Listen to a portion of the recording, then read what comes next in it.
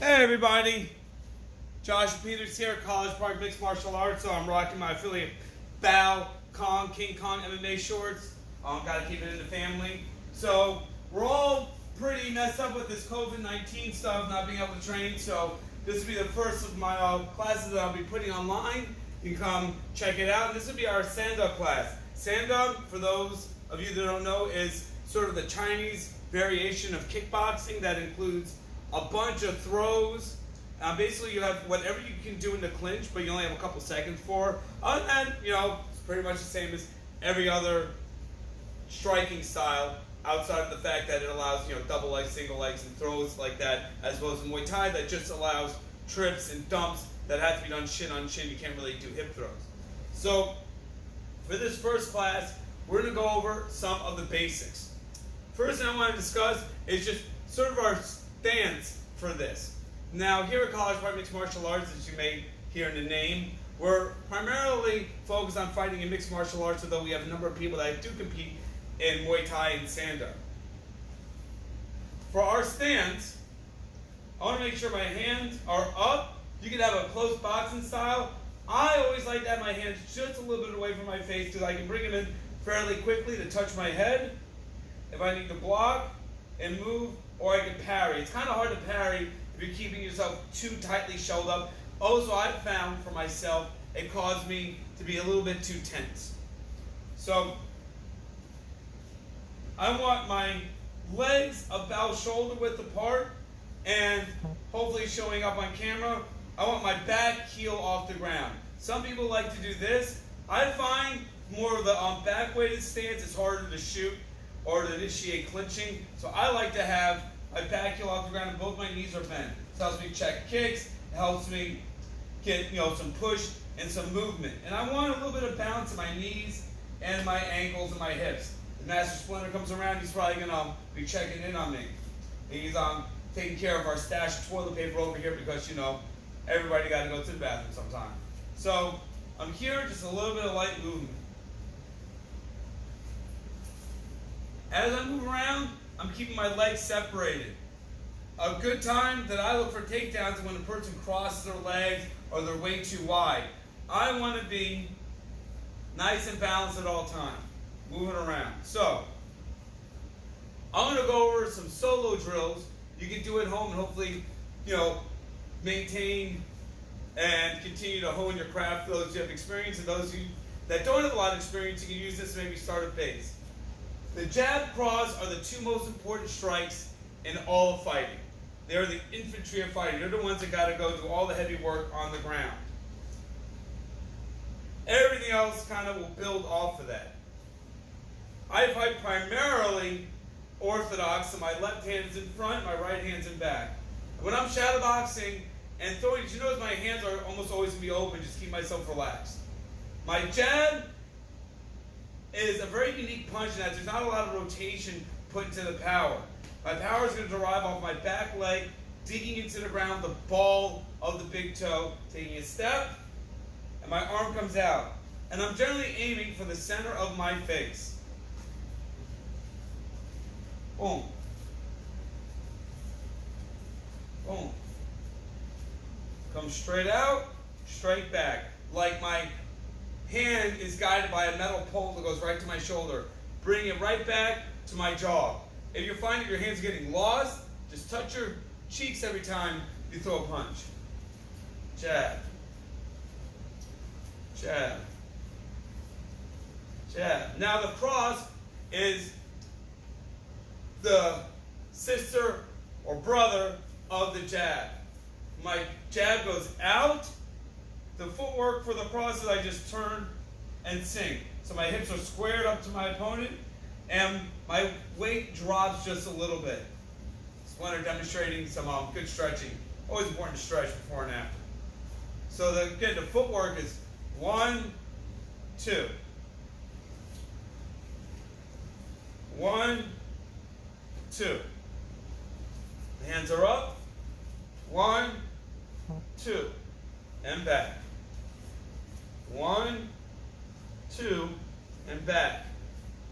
Nice and light. You don't want to snap your punches too hard without any resistance. You can wear away at your elbows. And that's going to lead to developing sort of tennis elbow later in life, wearing away at those joints. 1, 2. I know, I can't play right now. 1, 2. 1, 2. 1, 2. 1, 2. So what you're going to do for the next 3 minutes is I just want you to move around, throwing your 1, 2. Make sure your chin is not coming up as you move. That's usually a habit of pushing your chest out as you punch and try to overreach on it. All right, I'm going to set my timer up, and we're going to go. 3 minutes.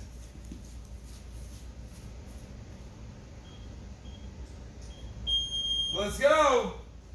Move around. Come on, Master Splinter, we got to train.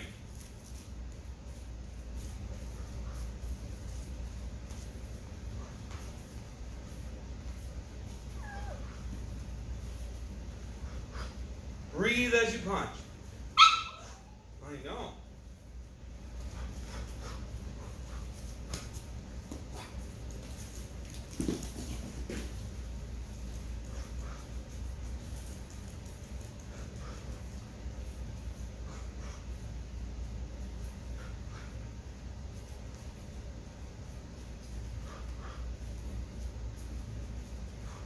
If you find you getting overexcited, slow down. If I am starting to get wild, I slow it down. Boom, boom. Exactly.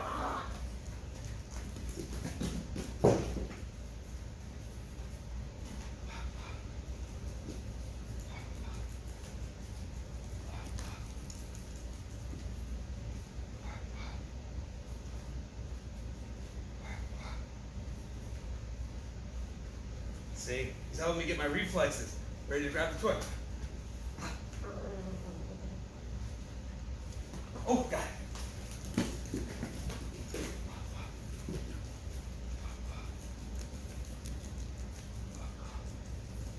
As I'm shadowboxing this, you got to imagine a target. You got to imagine this person a certain distance from you, and you're able to connect. Right? They're throwing punches at you. I'm slipping. I'm moving. I'm not just plodding forward. All right?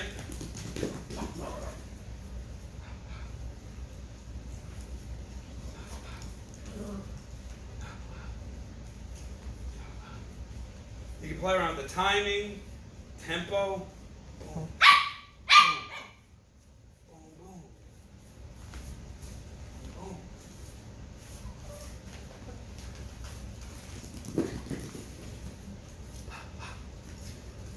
Almost done, 40 seconds left.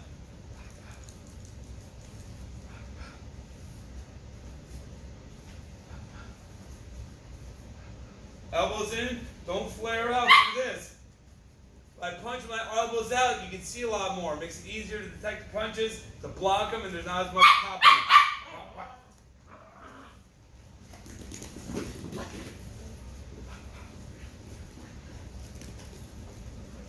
in it. See? Got upset when I started doing that.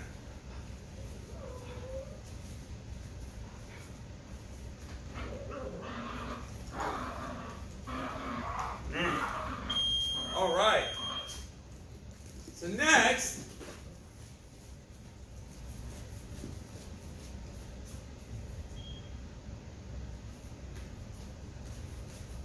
now I've got warmed up with that, we're going to do a little kick drill to help get our kicks warmed up. So what I'm going to want to do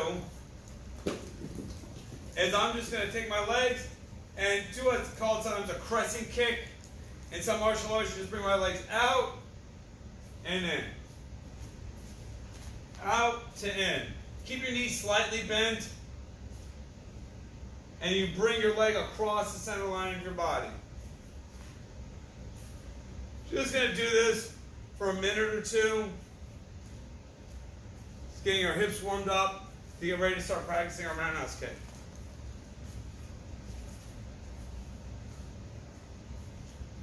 I don't actually recommend trying to hit someone with this.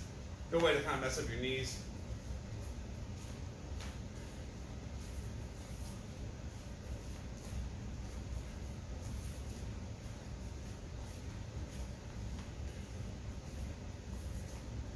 As you get more and more warm, you can put a bit more speed, a bit more rotation into it.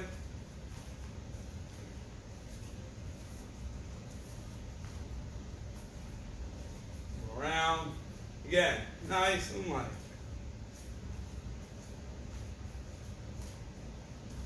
Couple more.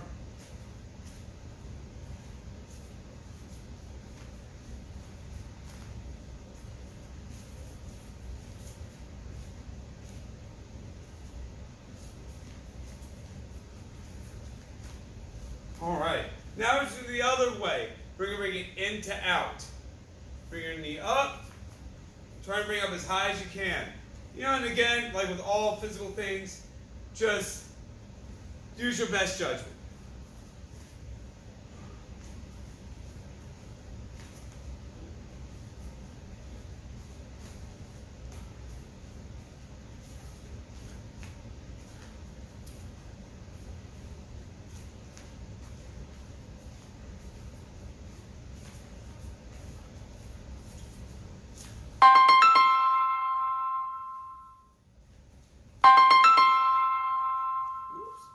Dangers of this.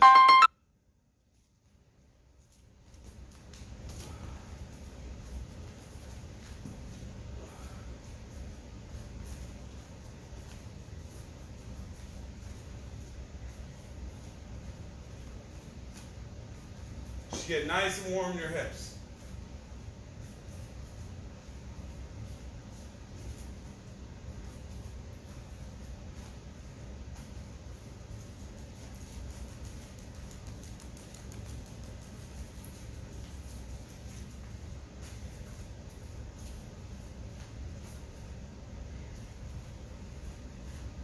All right, she's nice and warmed up now. So for our roundhouse kick, one of the most important aspects is the pivot of the foot. I can't let this foot stay in place when I throw a kick.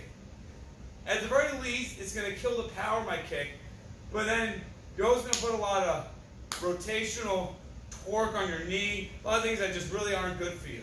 So we got to make sure we have a good rotation before we start doing any other part of the kick. I know it's going to be hard for a lot of people, but I want you just to solely focus on your supporting leg when you're doing this drill. I'm going to take one leg, throw it forward to gain some momentum like a pendulum, and use that to help turn my leg. As the force comes forward, I'm going to come up on the ball of my toes and let my heel rotate 180 degrees.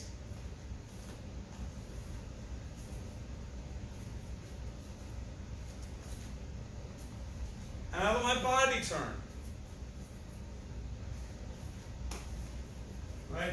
All I'm worried about right now is just the pivoting of my foot. As my hands are down, dangling around, I don't want to think about anything else but the pivoting of my foot. What are you looking for there, buddy?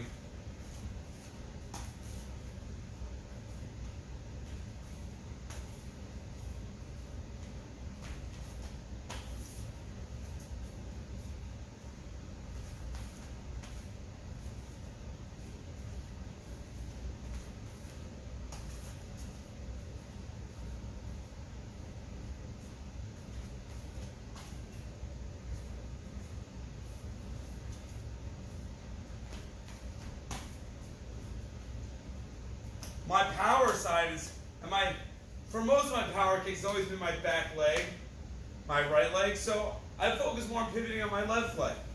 Obviously, you can change this up as you see fit.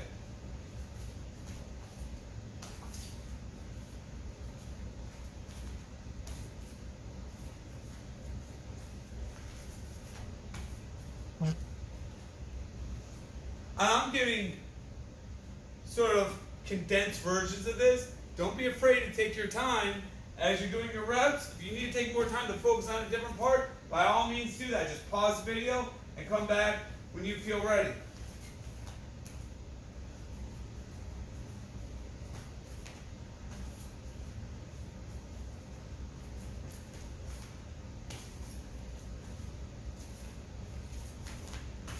All right. Now, getting to the execution of our roundhouse kicks, we're going to use our jab, cross, and our roundhouse kick as our primary weapons for this lesson. In general, I want to hit with the lower 2/3 of the shin. And amateur Sanda, they wear chest protectors, so it's kind of okay to kick with your foot, but you still don't get the same impact. And because there's also leg kicks, I generally don't want to kick someone's leg with the top of my foot where there's a bunch of small bones. So as you're kicking, you have to imagine, so I'm doing this, assume you have no bags or pads or anything, that you're hitting with that lower part of the shin, that hard part. Now there's a million different roundhouse kicks. There's almost an infinite different number of ways you can execute them and use them. So I'm just going to give you what I made my base roundhouse kick and what I sort of built my roundhouse kick system off of. Is this fundamental kick. I'm going to step up and out a little bit, pointing my lead leg out when I'm getting ready to kick. Just here. Then I throw the leg and I turn my hip over as I kick. Because I don't have a bag or anything in front of me, I'm going to let myself travel through. I'm not going to try to whip it. I focus on pushing my hip and my thigh through the kick. I don't want this snap. That's the least important part of this kick. The most important part is engaging my hip, my back, my glutes, and my hamstring into that kick. So this motion is what propels it through. It's going to give it both power and speed.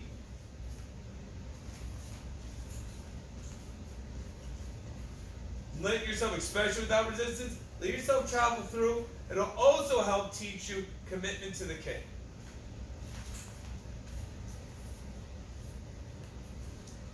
And you don't have to go high at first. In fact, the thing what I'm going to do, I'm going to focus on kicking right to the body. Imagine getting someone right in the ribs with this kick. I think that's the hardest one to throw. Is a really good body kick.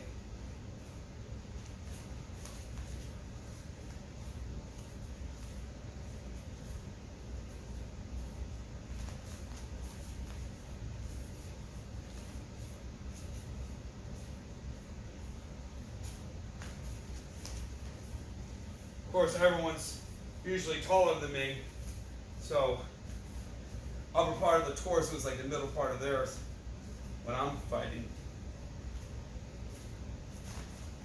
If there's anything else I can suggest, be born a little bit taller.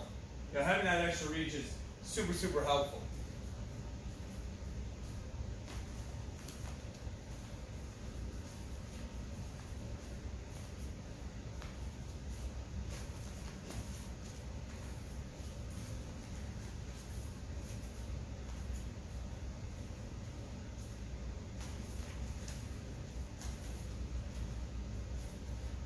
And I always breathe out as I kick.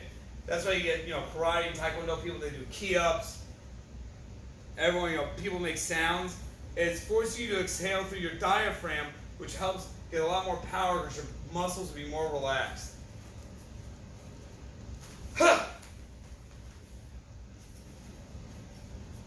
Hopefully I don't startle Master Splinter too much. Ha!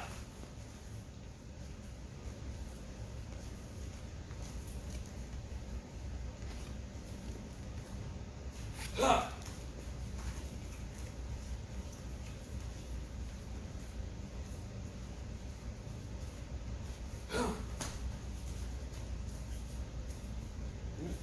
As I kick, stay in frame here, pushing my hips, traveling through. So that's how you get a little bit more reach, especially if you're shorter like me.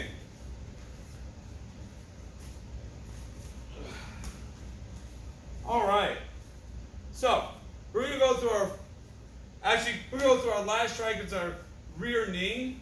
So we're going to use our jab, cross, roundhouse kick, and knee, and succession. Amateur Sanda, you don't have knees. And pro Sanda, they also get rid of the chest protector. They'll have knees. So for our basic knee, our stab knee, I'm just going to take a little step, thrust. I don't want to bring it up. I want it to go forward. right? I don't want this.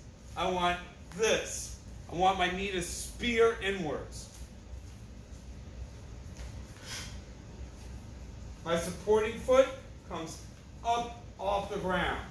That's going to help engage my hips, my butt, my core, all into that. So, my big muscle groups are working on doing damage.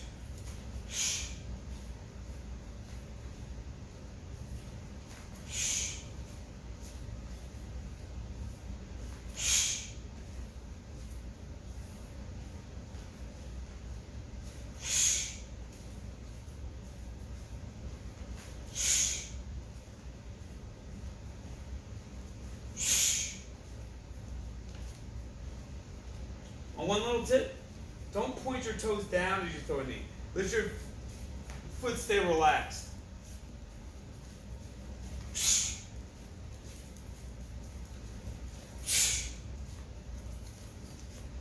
Close up.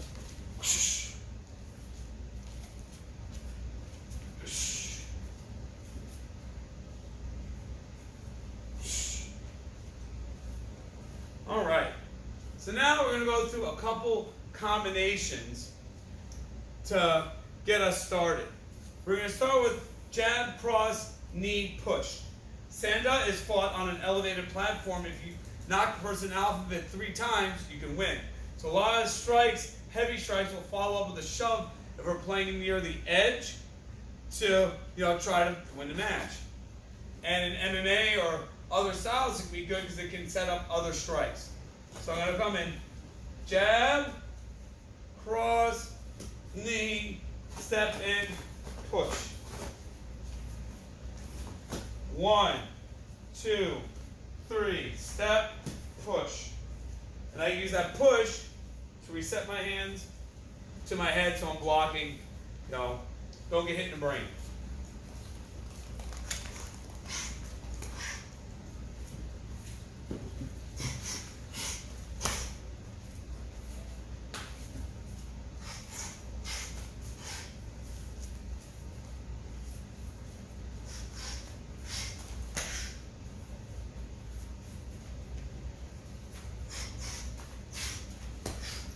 Don't look down, but you're going to lower your head a little bit because I don't want to push like this and someone's attack comes over my arms somehow and clips me with something dumb. And then I feel stupid because I'm on the ground looking up.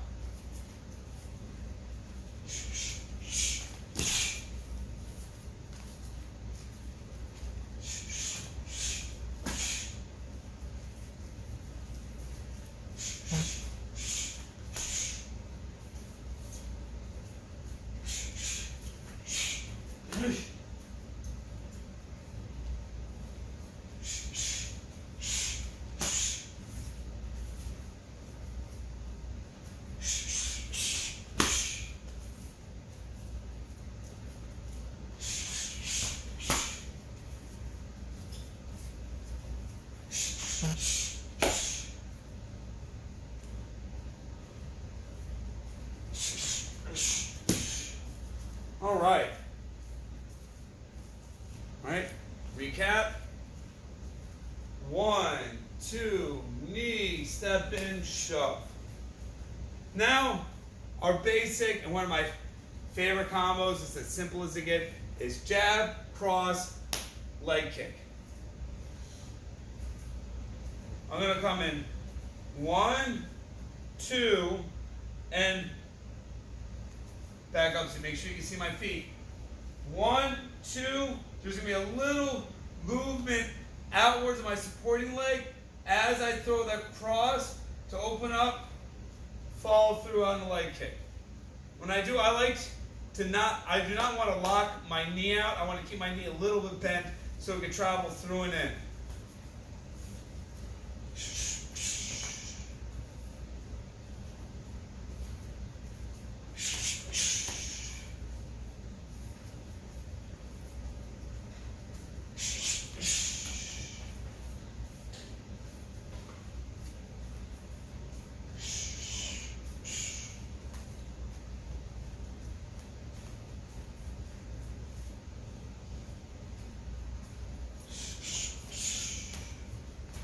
make sure when you kick, you're not kicking up, but in and through the target.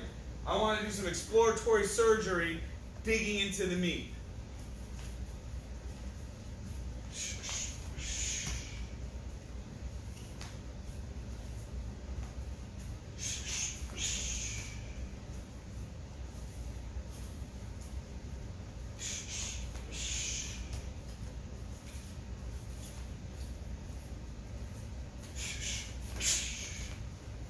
Woo! Got a little bounce on that.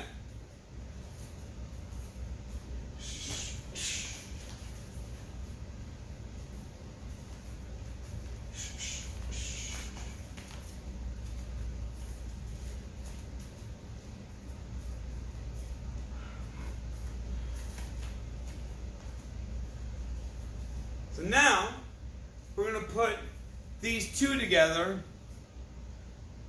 for one extended combo. I'm going to come in 1, 2, knee, push, kick at the legs.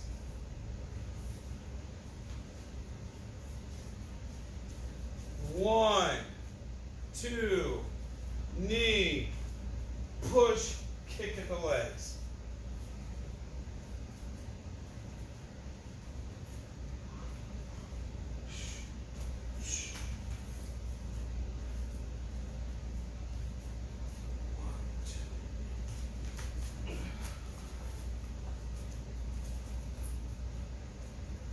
One, two, knee, push, kick at the legs. Usually, if I go low, I like to end high, but because of the nature of the push, I'm protected. It's kind of hard to do anything, but you can always, after the push, kick, throw a jab, cross, pivot out, throw a jab. If you're imagining this more near the center of the ring, or just be able to throw something out on retreat.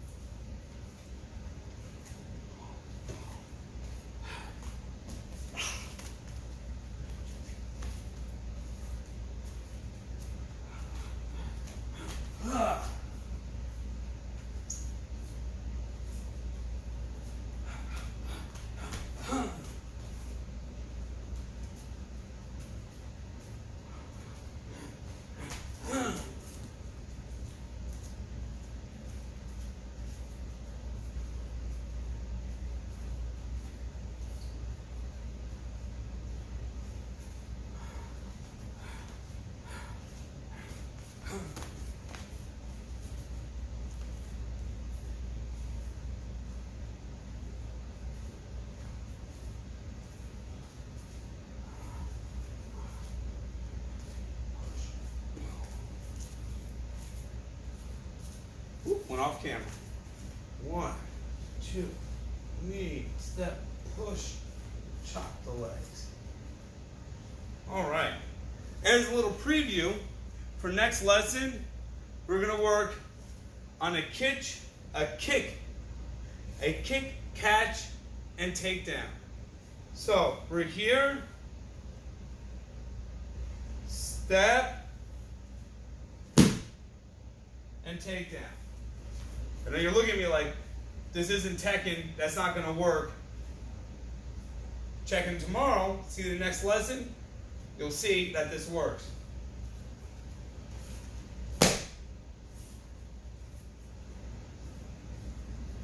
I'm going to move with the kick, scoop it up, drop down.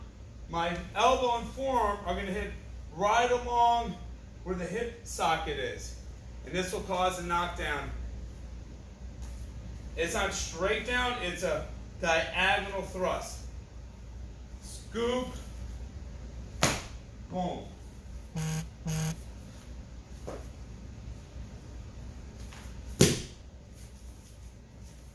It's important the whole side of the body sync up.